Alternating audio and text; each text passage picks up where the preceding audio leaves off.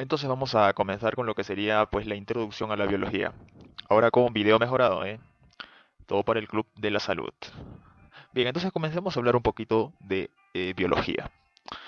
En primera instancia, la biología pues nos va a dar un amplio espectro de conocimientos, lógicamente relacionados con ciencia, a partir y a través de la vasta cantidad de ramas que este posee, ¿no? Vamos a ver ámbitos desde lo genético hasta el ámbito molecular. Vamos a pasar, por ejemplo, en biología hay dos áreas que constantemente uno está pues tratando de elegir. Tenemos lo que es el laboratorio, donde vamos a valernos de distintos materiales o instrumentos de laboratorio, valga la redundancia. Y además también está la parte del agro, la parte del campo, ¿no? Donde vamos a emplear lo que sería la botánica, entre una de las ramas más interesantes también que tiene la biología. Pero también vamos a poder hacer algunas, eh, digámosle, cositas malas, ¿no? Tanto con el avance de la ciencia, de la biología, de las ciencias en general, pues se ha creado también algunos aspectos negativos, ¿no? Como hacer cositas un poquito fuera de lugar. Más que todo hablando de la biología genética, o bueno, la genética como rama de la biología, que está modificando varias cosas, la esencia de varias plantas, por ejemplo. Pero ya vamos a ver esto un poquito entre las áreas y dónde es que se aplica la biología. Bien, entonces vamos a hablar de biología básica, ¿no? Nos dice por qué estudiar biología. ¿Por qué creen que deberíamos estudiar biología? Bien, como vemos aquí en la imagen, la biología pues abarca una gran cantidad eh, de estudio, nos brinda información suficiente para poder conocer y comprender el medio en el que estamos viviendo y además los seres que nos rodean, ¿no? Entonces, la biología comprende desde los microorganismos más pequeñitos, por eso son micro, hasta la parte genética de todos los seres vivos, también la parte de la botánica, como decíamos, la parte de la química, con la bioquímica, y todo esto vamos a relacionarlo y concatenarlo con lo que sería pues la comprensión ecológica ya más generalizada de todo el contexto biológico, ¿no? Desde comprender la relación que tenemos con los distintos seres vivos y además con el medio abiótico que está o sobre el que estamos nosotros, que es conocido pues como el biotopo en ecología. Bien, entonces básicamente sería eso, ¿no? Hablar un poquito como una parte introductoria. También a mencionar que la biología surge pues desde mucho tiempo atrás y de hecho surge como una parte de la filosofía, como la gran parte de las ciencias que tenemos ahora. Em, Tenemos aquí una imagen de unos antecesores bueno, es una imagen prehistórica más que todo, en donde más o menos nos puede dar un atisbo de a qué se refiere, ¿no? Comprendiendo la biología y podemos hacer mención también que quizá en aquellas épocas el ser humano ya aplicaba un método científico, quizá no de manera conceptualizada, pero lo aplicaba, porque tenía que observar, tenía que estar en el lugar, tenía que ver qué animales le podían ser beneficiosos, como también animales que podían hacerle daño. Además también tenían que saber qué animales les servía como alimento para su abrigo, también buscar las plantas necesarias para hacer su vivienda. Y como vemos aquí, pues en la misma imagen nos brinda muchos detalles, ¿verdad? Nos brinda, por ejemplo, comprender qué plantas eran beneficiosas, qué plantas eran nutritivas, qué plantas o qué frutas les podían servir para su nutrimento. Y justo relacionado con esto tenemos también que ellos debían experimentar, aplicar el método científico, como les decía, pero quizá de una manera un poquito más dolorosa, ¿no? Ellos tenían que pasar por sí mismos la comprensión de que tal o cual planta era perniciosa para su salud, hasta quizá venenosa, ¿no? Entre los distintos hongos también que pudieron haber recolectado en aquellas épocas. En fin, eso es un poquito más o menos de historia. Bueno, ahora vamos a ver un poquito de la etimología y además de historia, ¿no? Y justo como vemos aquí, este es un pequeño fragmento de un libro de biología que me parece muy interesante, que nos indica pues que existe un consenso por parte de la comunidad científica, de las comunidades científicas, que de alguna manera nos exhortan o nos incentivan a que las personas, incluso aquellas que tienen un mínimo de educación, deben estar familiarizadas con los conceptos básicos biológicos, que son estos, ¿verdad? Si ustedes desean pueden leerlo, ¿no? Acá está tal cual como está en el libro. Y estos son los conceptos biológicos básicos, que de hecho vamos a verlos a lo largo de las siguientes semanas. Por ejemplo, los conceptos como de evolución, de la herencia, acá dice biodiversidad, y los peligros que este mismo enfrenta, como también la reproducción y la salud reproductiva, la competencia, extinción, adaptación y contaminación, que por cierto es uno de los temas eh, que más ha estado en boga pues en estos últimos años y más, por qué no decirlo, en los últimos siglos. Bien, entonces ahora hablar de la etimología, vamos a ver ahí cómo subió rápido. Tenemos en primera instancia que la parte etimológica de las palabras va a ser como que la parte inicial, la parte primordial, es el origen. Entonces, etimología, vamos a hacer entender que en realidad la mayoría de las ciencias, la mayoría de los términos, de la terminología que vamos a utilizar, no solo en biología, sino en todo lo que es el área de salud, el área de ciencias, va a provenir de lo que son vocablos griegos y además vocablos también latinizados. Es decir, vamos a valernos mucho de la historia grecorromana para comprender mucho de los conceptos que vamos a ver aquí. Y precisamente, ¿no? Etimológicamente vamos a ver qué es biología. Tenemos bio, o bueno, lo que significa en realidad es esto, pimba. En sí lo que esto significa, esto de aquí, es bio. En sí esto no es bio. Esto no es más que un trinomio del alfabeto. Es un trinomio pues de palabras del alfabeto griego. El alfabeto griego no es más que como el abecedario que nosotros tenemos en castellano, ¿no? Por eso es abecedario, por eso también es alfabeto, por las primeras palabras pues que lleva este dicho alfabeto, ¿no? El alfa, el beta, el abecedario. Entonces tenemos este trinomio de palabras que está el beta, el iota y el omicron, ¿no? Que nos brinda lo que es que conocemos más superficialmente, que es bio, lo cual sabemos que nos indica la vida, ¿no? O todo lo relacionado con lo biótico, es decir, con la vida, ¿no? Básicamente. Y tenemos ahí el otro término complementario, que significa, nuevamente, logía, ¿no? Esto está en griego. Entonces, biología, ¿verdad? Bio, vida, y logía, bueno, proviene del griego logos, que ya hemos ido mencionando en las clases de histología y anatomía. Bueno, anatomía no. Este, que el logos significa pues aquella ciencia, aquel tratado, aquel compendio, ¿no? Que se realiza sobre determinado área. En este caso, la vida, ¿no? Entonces, al menos etimológicamente hablando, comprendemos que biología quiere decir pues que es el estudio, el tratado, la ciencia, el compendio de la vida. Sin embargo, esta es una explicación muy superficial, muy a lo, o sea, muy dejándonos llevar simplemente por la parte etimológica que, nuevamente les recalco, es únicamente la parte causal, es la parte original de las palabras. Pero en sí, biología, vamos a brindarle un pequeño concepto, ¿no? Biología va a ser aquella ciencia, ciencia natural, proveniente pues de la filosofía naturalista, de hecho, ya vamos a ver un poquito más adelante también de esto, que se encarga de estudiar, de tratar tanto a los seres vivos, la comprensión que se debe tener de estos, la relación que tienen estos seres vivos con los demás seres vivos y además con el medio que los está circundando. ¿Correcto? Como veíamos más o menos en la imagen de la primera diapositiva, o bueno, de la segunda. Entonces, biología, ¿no? Sería aquella ciencia que se encarga de estudiar a los seres vivos y la relación que hay entre estos mismos y con el medio que los está circundando. Por eso es que los virus, que por cierto ya desde acá les acoto, aunque va a haber una pregunta más adelante, no son seres vivos, son seres abióticos, son seres inertes. Entonces la pregunta es ¿por qué se les estudia en la biología si se supone que la biología estudia pues los seres vivos, ¿no? Básicamente.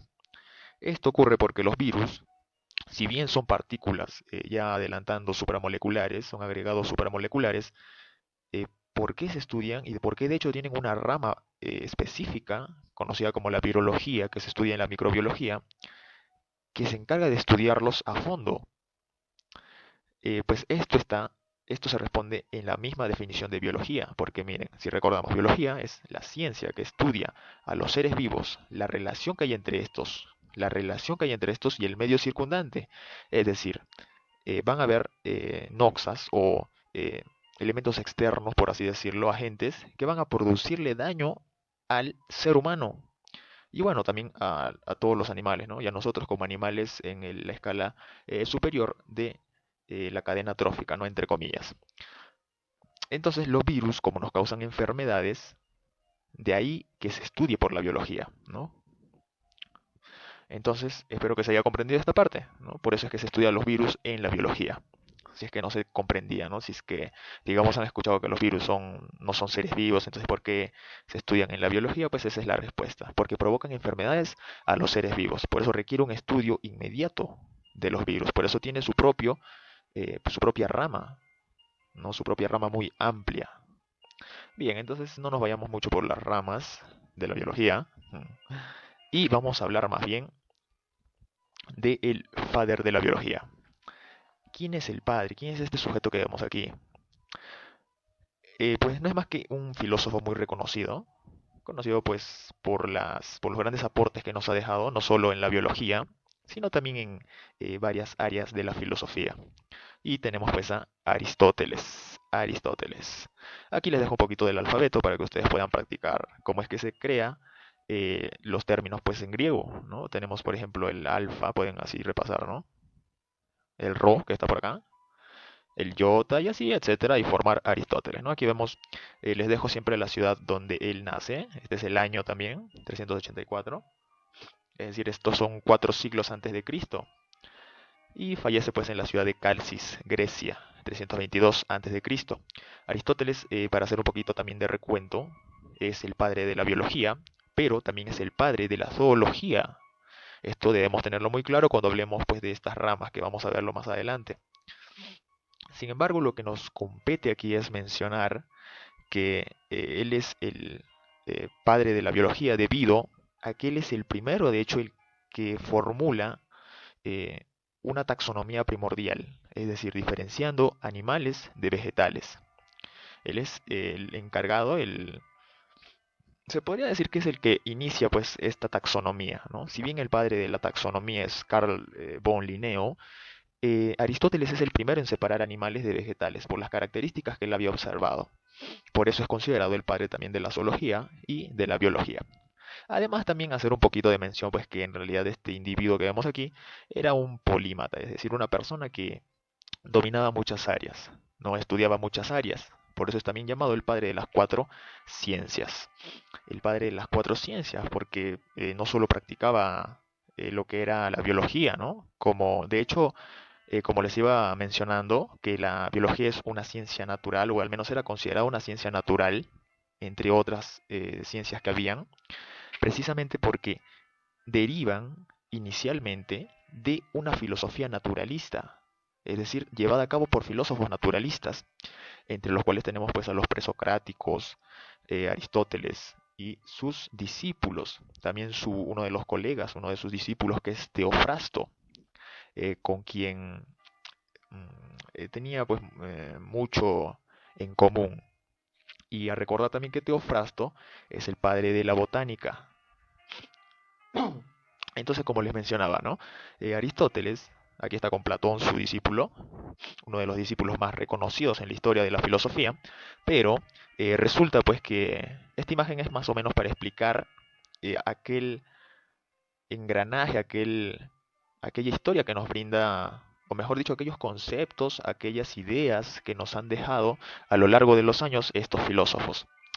Entonces recordemos, ¿no?, que estos filósofos naturalistas se encargaban de observar la naturaleza, comprenderla, estudiarla, analizar, hacer reflexiones junto a sus discípulos. Y Aristóteles tenía, como les decía, congeniaba mucho con Teofrasto. Y de hecho, cuando Aristóteles fallece, Teofrasto, junto a los discípulos que tenían ellos, eran llamados, pues, ellos mismos se hacían llamar los peripatéticos, ¿no? Eran los peripatéticos, porque estudiaban eh, mientras ellos caminaban por las ágoras de Grecia, de la antigua Grecia, caminaban por las plazas, por los mercados, y de esta manera iban reflexionando, iban conversando, iban caminando y pensando, ¿no? Y así extrayendo ideas e ideas. Pero en fin, ¿no? Por cierto, hacer mención también que Aristóteles pues estudia lo que es la metafísica, deja la lógica, deja bastante, también se inmiscuye mucho en la política y deja así muchos tratados, ¿no? Por eso es un personaje muy reconocido. Por otra parte, debemos hablar de la persona o los personajes que nos dejan el término biología. Si bien ya conocemos al padre de la biología, no conocemos a quienes acuñan el término biología para referirnos a esta ciencia. Y tenemos aquí, ¿no? Ya nos ha brindado el primer personaje. Ya sabemos quién es, ¿verdad? Una pista, la teoría del uso y desuso, por ejemplo. Precisamente, aquí tenemos al caballero Lamarck. Y aquí, pues, mira, frente a frente tenemos al otro personaje que también tiene mucha importancia en esta parte, ya que ambos acuñan el término biología en el mismo año, 1802, haciendo referencia pues a todo el legado, a todo ese conocimiento que había sido dejado por Aristóteles y sus discípulos, al menos con respecto al área de las ciencias naturales. Entonces tenemos acá a Lamarck y Treviranus, ¿no? Como se le conoce simplemente. Pero Lamarck tenía pues un nombre muy pequeñito en realidad. Y si es que nos ponemos a ver, mejor veamos. Pimba, todo ese es el nombre. Jean-Baptiste Pierre Antoine de Monnet Chevalier de Lamarck, ¿no? O Jean-Baptiste de Monnet. Pues simplemente el caballero de Lamarck. Y bueno, acá tenemos el año, los años, ¿no? Los años en que nace, el año en que hace su deceso. Y aquí por otro lado tenemos el nombre completo también de Gottfried Reinhold Treviranus, como vemos aquí. Entonces, nuevamente ya para pasar al siguiente capítulo, tenemos pues el padre que es Aristóteles y los que acuñan el término, recordemos, Jean-Baptiste de Monnet, Chevalier de Lamarck y Treviranus. Perfecto. Ahora vamos a ver la importancia de la biología, por ejemplo, en el área de la medicina. De hecho, la medicina utiliza como un punto pilar, como un pilar masónico, bueno, como una piedra angular, por así decirlo, a la biología. Porque de hecho todo lo que aplica la medicina se basa en estudios biológicos. Y eso es lógico, ¿verdad? Es más, si nos percatamos, los premios Nobel de medicina, de hecho, es, a lo largo de la historia misma lo comprueba que los que lo han ganado la mayoría de las veces han sido biólogos por sus distintos descubrimientos y distintos estudios que cambiaron de alguna manera la ciencia. Y además, si nos fijamos también en la misma currícula, la biología lleva los mismos temarios casi que la medicina. De hecho, la biología abarca más, ya que la medicina es un estudio más antropocéntrico, se centra más en el estudio y cuidado, diagnóstico, etcétera, del ser humano. Por otra parte, tenemos la importancia agropecuaria, ¿no? La parte de la agricultura. La biología interviene mucho en este aspecto. Por ejemplo, cuando tenemos digamos, siembra de distintas plantas, de distintas frutas, em, siempre se requiere el conocimiento de los biólogos para esta área. Por ejemplo, para determinar qué plagas estén afectando la producción o también aumentar y mejorar la calidad de las frutas o de los vegetales o de cualquiera de estos alimentos que se estén produciendo a nivel agro, ¿verdad? Finalmente tenemos la importancia en la industria alimenticia o alimentaria, en donde incurre mucho la utilización de lo que es la biología molecular y genética, justo lo que les explicaba al principio, ¿no? Con esos juegos que muchas veces son negativos. Si bien la ciencia surge para responder preguntas, para solucionar problemas, entre otros puntos, eh, también vemos que en realidad no todo ha sido positivo en este aspecto, ya que, por solo poner un ejemplo, surgen pues lo que son los alimentos conocidos como transgénicos. Estos alimentos transgénicos que son llevados a cabo por la genética más que todo, ¿no? Por variaciones genéticas que se han brindado a distintos frutos, como vemos aquí, para de alguna manera que se vean mejores, para que duren más tiempo, para evitar que se maloren o que las plagas los contaminen, para que sean infectados, digamos, por virus, porque hay virus también que afectan a las plantas, a las frutas, a los frutos y distintos parásitos, distintas plagas, como se le llama en lo que sería el manejo integrado de plagas. En fin, ¿no? Entonces vemos que no todo ha sido positivo, ¿no? También hay una parte negativa, ya que esta parte de lo transgénico, lógicamente, está variando la parte natural de los alimentos. Entonces, lógicamente, lo que estamos consumiendo no nos va a brindar los nutrientes que en sí nos debería brindar esta parte natural bueno, de la naturaleza que no se nos ha brindado. En fin, un poquito de reflexión. Luego tenemos las características y propiedades de los seres vivos. Como seres vivos necesitamos diferenciarnos o conocer las características que nos diferencian de los seres inertes, es decir, bueno, la materia inerte, ¿no? Como una piedra, digamos. Entonces, por ejemplo, aquí nos dice, ¿no? Se puede describir lo que es vivir, se puede definir lo que es un organismo vivo, ¿verdad? Y se puede intentar establecer la diferencia que habría entre lo vivo y lo no vivo. Entonces, a partir de estas características y propiedades es que vamos a poder describir más que todo lo que es un organismo vivo, ¿no? La definición. ¿Por qué? Porque estas características nos van a solventar a nosotros como individuos. Bueno, no solo a nosotros, ¿no? A todo el ámbito biótico en general. Bien, bueno, acá surgen preguntitas, ¿no? ¿Qué es la vida? Precisamente es una pregunta un poquito también filosófica, ya que la ciencia en sí lo que sí nos puede brindar es la descripción de lo que es vivir, ¿no? Y también definir lo que es un organismo vivo, precisamente cómo, a través de estas características. Y acá hay otra pregunta pues que ya se respondió. Pero aquí tenemos un personaje. ¿Quién es este? Bueno, este es un físico. Es un físico francesito, un francesito. Tenemos a René Descartes. ¿Y qué tiene que ver René Descartes en el asunto? ¿Qué tiene que ver un físico matemático en el asunto de la biología? Pues tiene que ver mucho, ya que de hecho, em, bueno, mejor veamos. En realidad, en el tiempo pues del siglo más o menos del 16 a siglo XVI a XVII, surgen dos corrientes ideológicas, filosóficas también podríamos decirlo, en que habían dos maneras de ver a los seres vivos. ¿Qué quiere decir esto? Vamos a explicarlo, no se preocupen. Estas dos corrientes eran conocidas como el mecanicismo y lo que es el vitalismo, ¿no? Ambas corrientes defendían su propia idea, su propia idea. Por ejemplo, el mecanicismo lo defendía, bueno, su principal defensor era René Descartes. Lógicamente había muchos más estudiosos que seguían esta misma corriente, pero René Descartes era el personaje pues que identificaba más o menos el mecanicismo. Y si se han dado cuenta, el mecanicismo, o bueno, mecanicista era lo que aplicaban, cambia su denominación a físismo. ¿Y esto por qué se debe? Porque en realidad los mecanicistas, o la mayoría de los mecanicistas en sí eran físicos o matemáticos, y no eran mecánicos. Por lo cual el mecanicismo pasa a llamarse físismo, ¿no? ¿Y qué defendía el mecanicismo? El mecanicismo básicamente decía que los seres vivos y la materia inerte no tenían diferencia alguna. Eran básicamente lo mismo.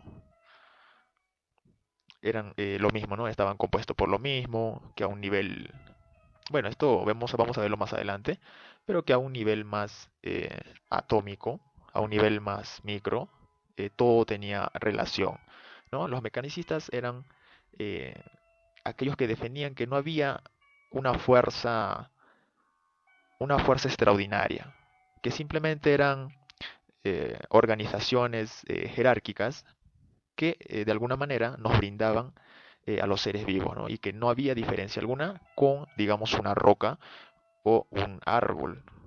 Bueno, una roca y un árbol. Y por otra parte tenemos ahí, pimba, el vitalismo. El vitalismo, ¿qué quiere decir el vitalismo? Ya como más o menos su nombre lo indica, ya vamos viendo por dónde va este tema. Tenemos aquí pues a Luis Pasteur, el popular Luis Pasteur, padre de la microbiología, de la bacteriología. ¿Quién es el principal defensor de la otra parte ideológica? ¿No? Como nos indica acá, a finales del siglo XIX, el principal vitalista era Louis Pasteur. Ahora, la pregunta es quiénes tenían razón, ya que el vitalismo defendía de que los seres vivos y la materia inerte no eran iguales, que en realidad los seres vivos tenían eh, una parte extraordinaria, una parte, digamos, que se iba más por lo metafísico, era un ánima. Es decir, era una parte como que la entelequia, una fuerza vital, ¿no? Por eso eran vitalistas. Más o menos como lo describía Aristóteles en su parte de la entelequia, más o menos va relacionado con eso. Pero la pregunta es quiénes tenían razón. Y vamos a ver quiénes tenían razón.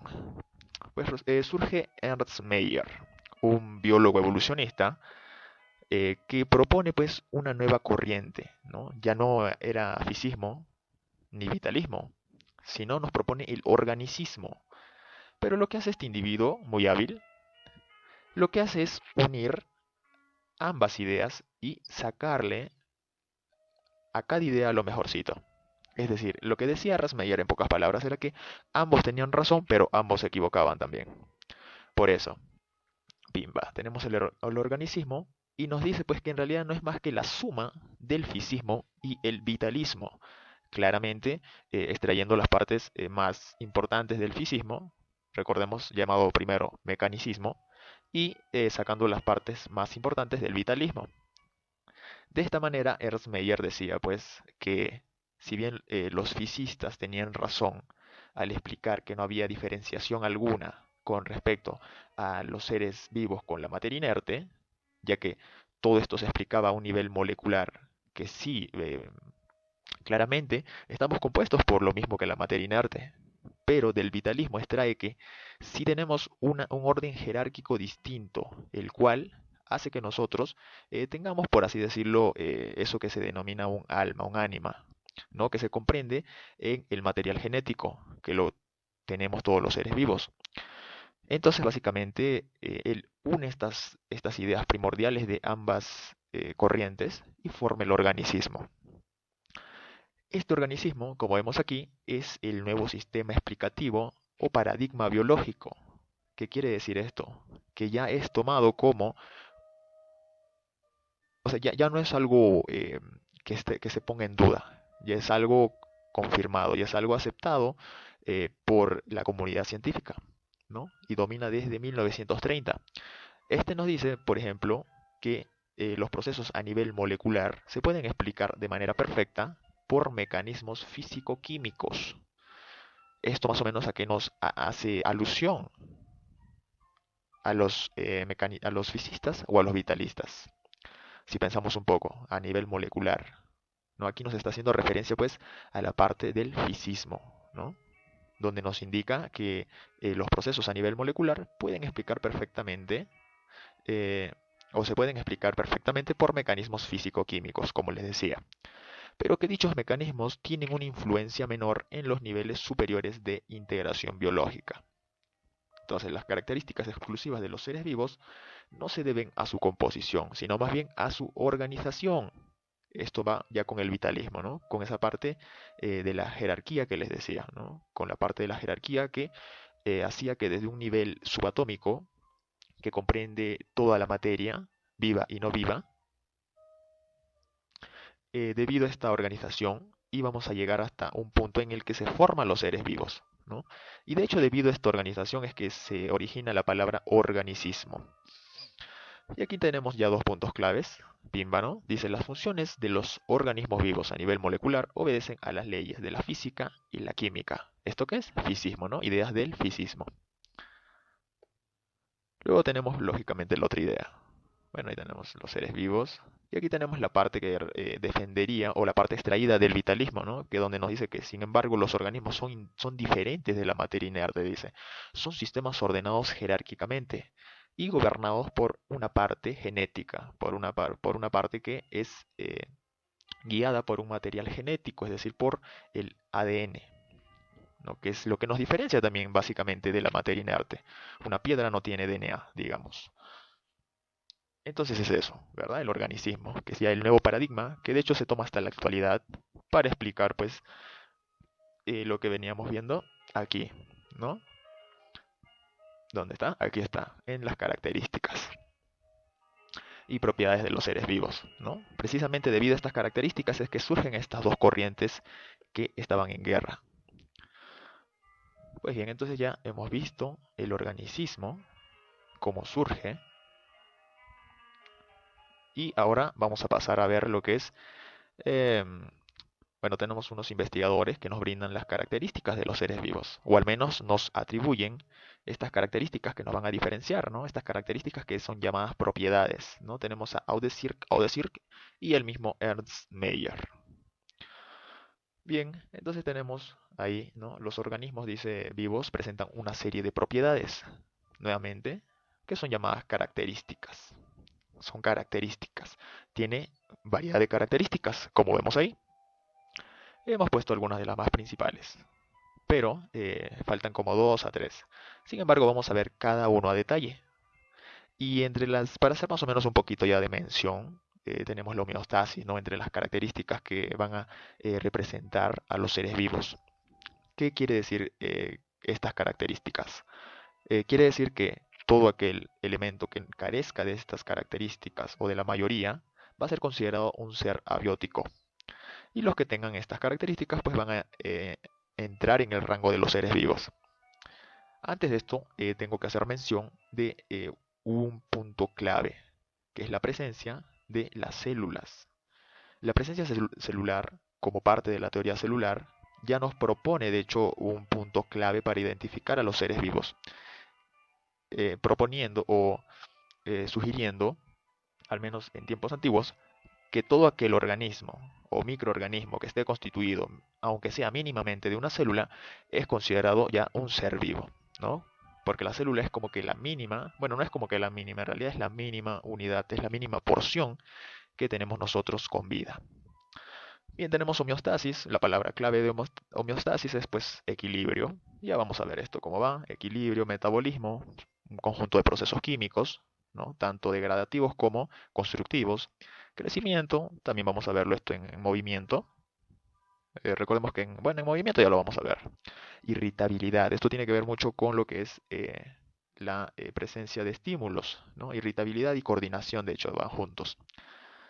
Em, Tenemos la organización compleja, ¿no? Que son un conjunto de niveles jerárquicos, como nos brinda la idea del vitalismo, que poco a poco vamos a ver cómo desde lo abiótico se forma la célula. Y es lo que vamos a ver primero, por eso ya les hago mención. Y tenemos la reproducción, ¿no? Como proceso a través del cual pues la especie se perpetúa. Pimba, pimba, seres vivos, tenemos ahí un montón de seres vivos y más seres vivos. Entonces vamos a comenzar por la organización compleja y los respectivos niveles. Para esto tenemos que comenzar a explicar en primera instancia que existen organismos, como vemos ahí. Bueno, esto de acá atrás no es más que un dibujo de una célula vegetal. Y tenemos los organismos unicelulares y organismos multicelulares y pluricelulares. Eso debemos tenerlo muy en cuenta.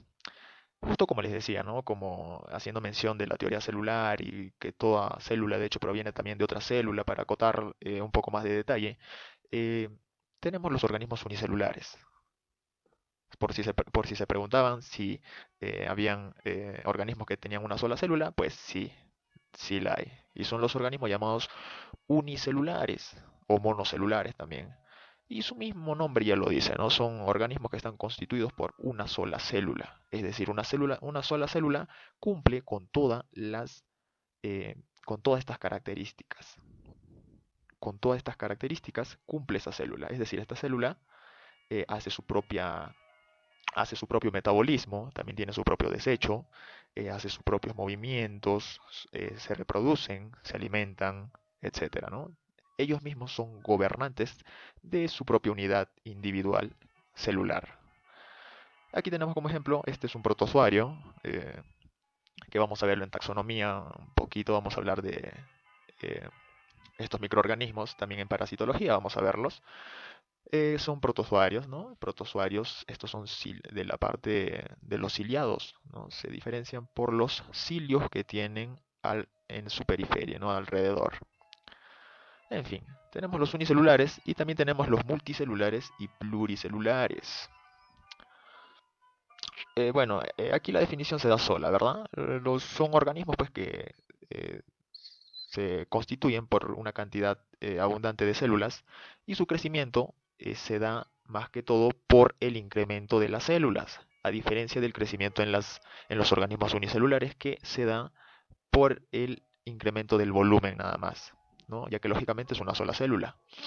En cambio, en los organismos multi y pluricelulares, el crecimiento se da pues por eh, el incremento de células. Más y más células van creciendo y van eh, haciendo crecer el organismo. Bien, la pregunta aquí sería, ¿cuál es la diferencia entre multi y pluricelulares? Es básicamente el tipo preponderante de tejidos que va a tener, ¿no? Y hablando un poquito de tejidos, recordemos que las células cuando se organizan, se unen, van a dar origen a los tejidos. Entonces tenemos que los organismos multicelulares, al menos en algunos textos de biología, se considera aquellos organismos que si bien están constituidos por varias células, únicamente prepondera en su configuración un tipo de tejido. O a lo mucho son pocos tejidos, ¿no? Son pocos tejidos los que lo componen. Y por ejemplo, entre los organismos multicelulares tendríamos a los invertebrados más que todo. Invertebrados y bueno, con respecto a los pluricelulares, ya es porque tienen una mayor complejidad con respecto a los tejidos y tienen mayor cantidad de tejidos. Y por no irnos muy lejos, pues nosotros somos organismos pluricelulares, porque en toda nuestra conformación y configuración tenemos inmensidad de células de tipos celulares y lógicamente inmensidad de cantidad de tejidos. En cambio, en lo multicelular, nuevamente repito, no había tanta complejidad, por así decirlo. Como por ejemplo en las esponjas de mar, eh, en los nidarios, ¿no? En los celenterios, no hay tanta complejidad, incluso hasta en el sistema nervioso son muy incipientes. Bien, ahora sí, entramos a los niveles ya propiamente jerárquicos de la organización de los seres vivos. Y vamos a ver, tenemos acá pues a Helen Curtis o Elena Curtis, ¿no? Quien de hecho era una bióloga muy reconocida, quien es junto pues a Odesir y Meyer, eh, bueno, no en el mismo año, pero dejan pues el legado que nos va a brindar esta organización compleja de los seres vivos, que se inicia desde la materia inerte. Y se preguntarán desde dónde comienza y cómo es esta jerarquía. Y porque es una jerarquía también vamos a ver. Comienza con las partículas o el nivel subatómico. ¿Qué tiene que ver este nivel subatómico en la biología? Si de hecho todo esto es inerte, ¿no? Esto corresponde a la materia inerte. Las partículas no son más que aquellos componentes que nos van a brindar lo que sería el átomo. Entonces ni siquiera estamos hablando de un átomo, estamos hablando de un nivel infraatómico, subatómico. Como nos indica aquí, ¿verdad? Las partículas, que no son más que estas de aquí, el protón, el neutrón, el electrón, ¿no? Uno con su carga positiva, uno con su carga neutra y uno con su carga negativa, ¿no? Que es el electrón que está siempre en la periferia. Cada una de estas partículas o subátomos se organizan para formar el siguiente nivel, es decir, se unen, por así decirlo, ¿no? Pero de manera organizada, para dar origen al siguiente nivel que es el átomo. Entonces ya hablaríamos de lo que sería un nivel, ¿qué nivel? Atómico. Y ya de paso hablar de las moléculas también. Para hacer mención un poquito, si se dan cuenta, esta definición la vamos a utilizar para todo. Cada nivel va a ser originado por la unión de los elementos del nivel predecesor o antecedente. Es decir, los átomos se originaron ¿por qué? Por la unión organizada de las partículas o subátomos.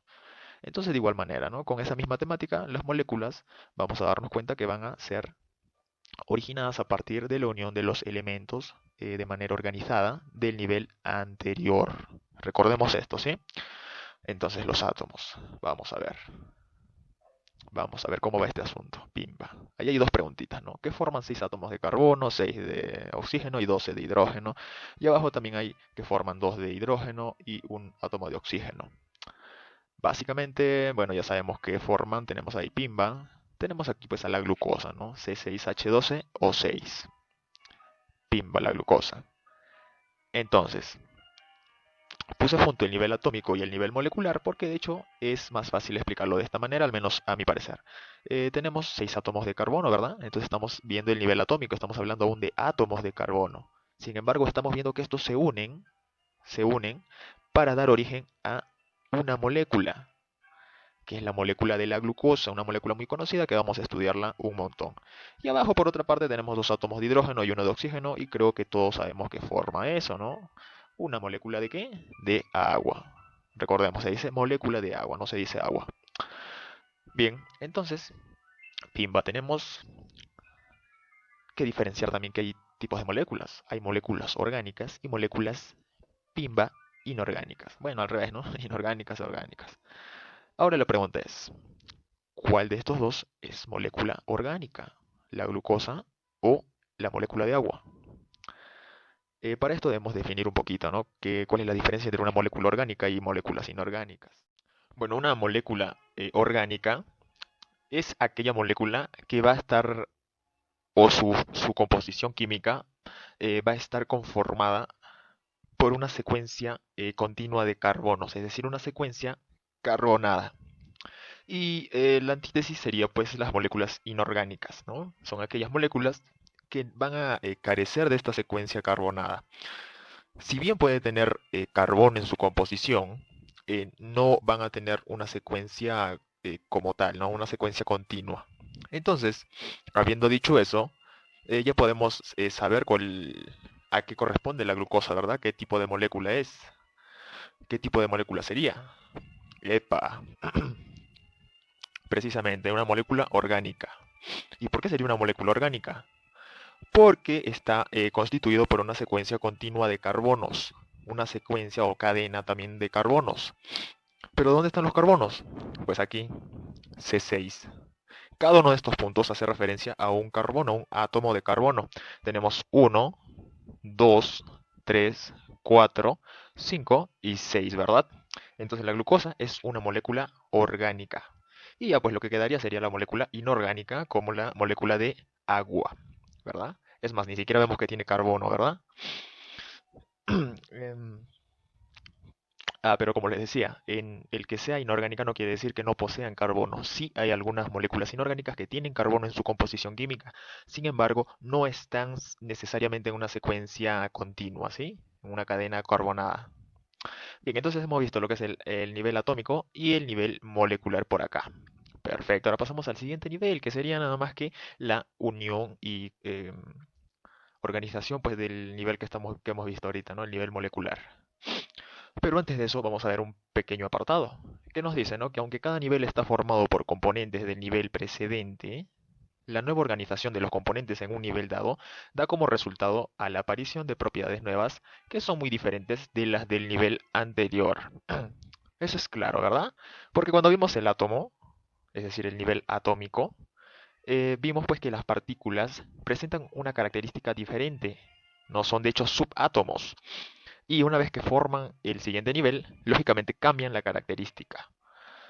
Esto lo explica mejor un químico alemán conocido por sus distintas teorías y leyes.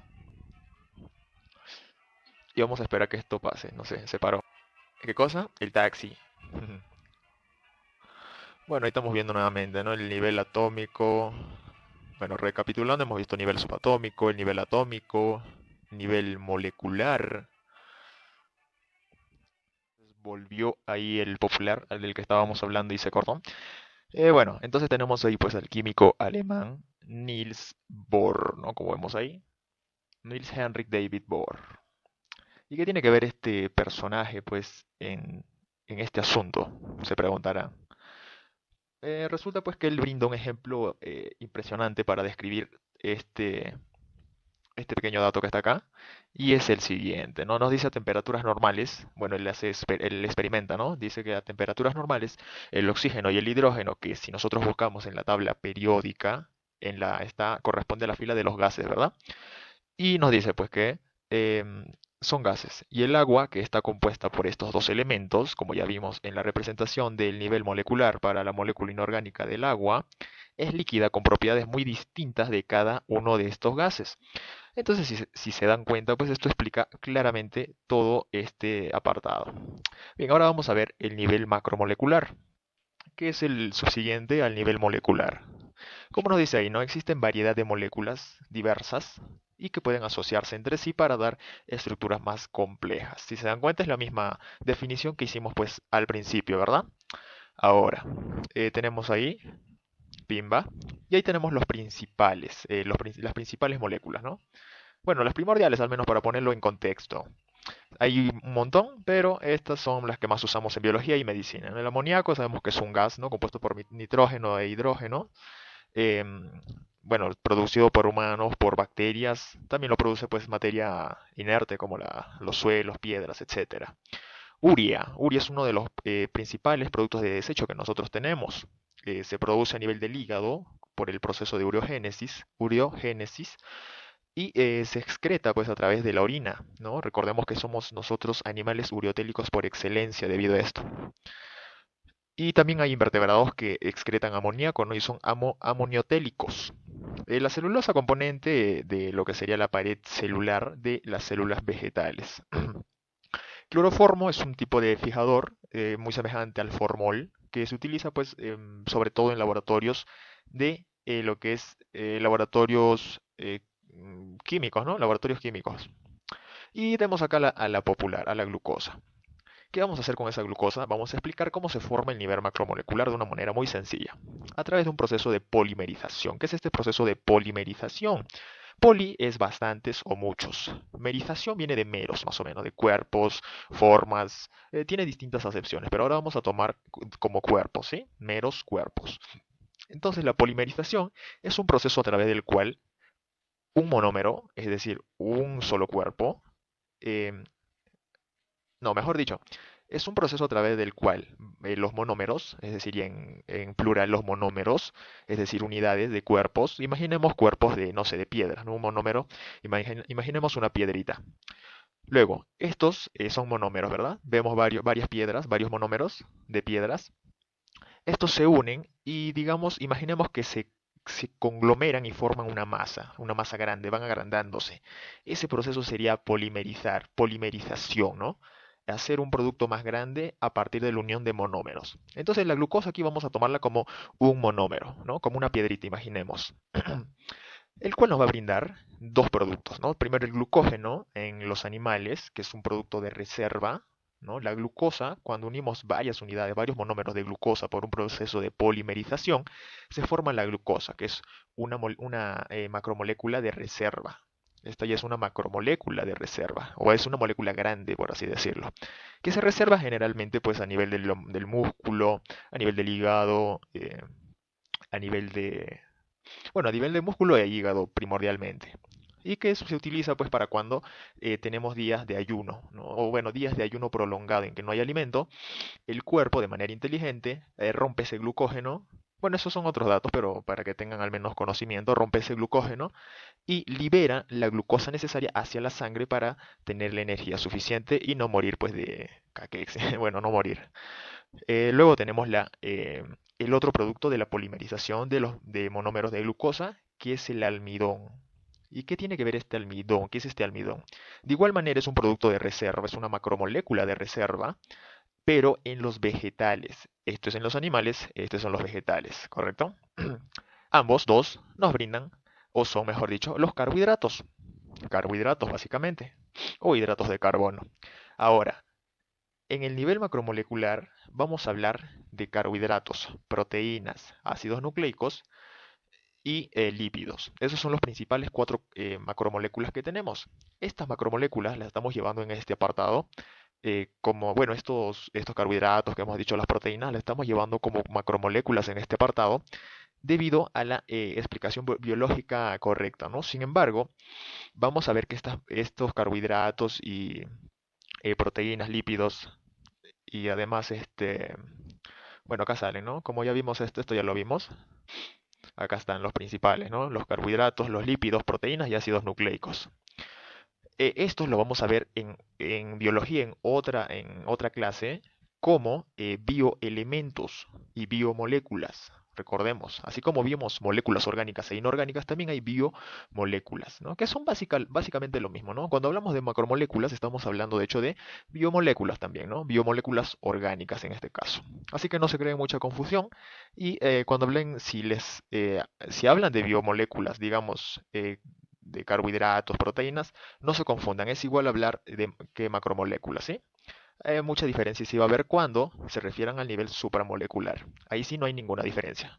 Es más, esto ya lo hemos hecho en un video aparte, así que el link lo voy a dejar en la descripción de acá abajito.